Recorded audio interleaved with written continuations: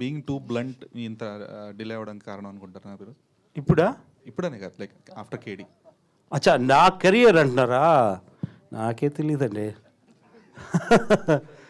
First cinema చేసిన తర్వాత ఒక 1-2 years ట్రై చేశాను.